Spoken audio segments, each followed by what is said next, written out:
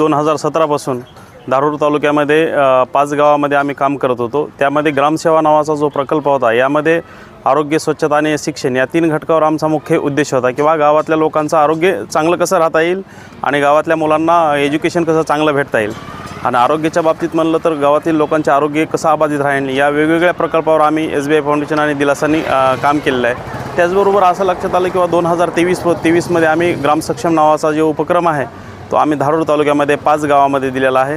त्यामध्ये SBI ग्राम सक्षम नावाचा जो प्रकल्प आहे, प्रति गावामध्ये आम्ही एक युनिट उभा करून दिलेला आहे। त्यामध्ये एक ट्रॅक्टर आहे आणि त्याला लागणारे जे काही यंत्र आहेत, नांगर आहे, तिरी आहे, पंजे आहे, रोटावेटर आहे, सरी आहे, असे वेगवेगळे यंत्र त्या किसान बँकेमध्ये आम्ही दिलेले आहेत। आणि हा जे शेतकऱ्यांची जी गरज ओळखून जे शेतकऱ्याची जी उदासीनता आहे किंवा बीड जिल्ह्यामध्ये जास्तीत जास्त लोक सुसाईड करत आहेत, जे आत्महत्या करत आहेत, या लोकांची शेतकऱ्यांची गरज ओळखून आम्ही ही युनिट या धारूर तालुक्यामध्ये 5 गावात दिलेलं आहे। आणि या युनिटच्या माध्यमातून जवळपास 10 गावामध्ये आम्ही प्रति शेतकऱ्याला 200 रुपयामध्ये ही सेवा देत आहेत। म्हणजे शेतकऱ्याची जी उदासीनता आहे, शेतीकडे बघण्याचा जो कल आहे तो चांगला असावा ह्या उद्देशाने आम्ही करतो। आणि जवळपास 1500 ते 1600 एकर आम्ही जे कल्टिवेट केलं आहे, यामध्ये आम्ही 12 ते 15 लाख रुपये या शेतकऱ्यांचे वाचवण्याचा प्रयत्न केलेला आहे। प्रति शेतकरी आम्ही 4 ते 5 हजार रुपये वाचवण्याचा आमचा जो मानस आहे।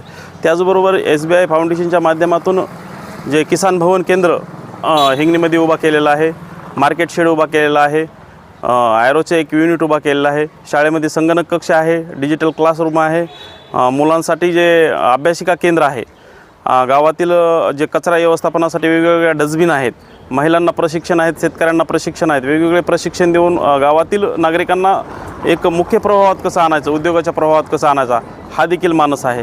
त्याचबरोबर जे किसान भवन आहेत, यामध्ये देखील हा पंचकृषीतील लोकांना जास्तीत जास्त कसा फायदा होईल तर हा जे ऑनलाईन फॉर्म असतील, वेगवेगळ्या शेतकऱ्यांचे प्रशिक्षण असतील, हे प्रशिक्षण देखील या प्रकल्पाच्या माध्यमातून इथं मिळत आहेत।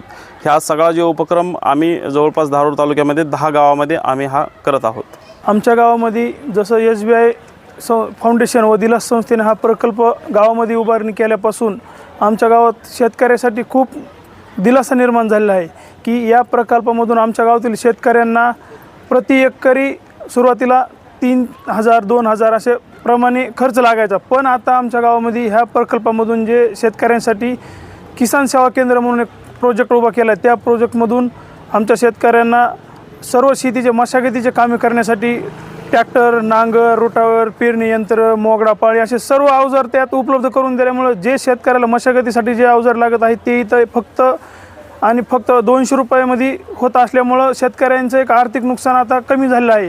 आधीच आमच्या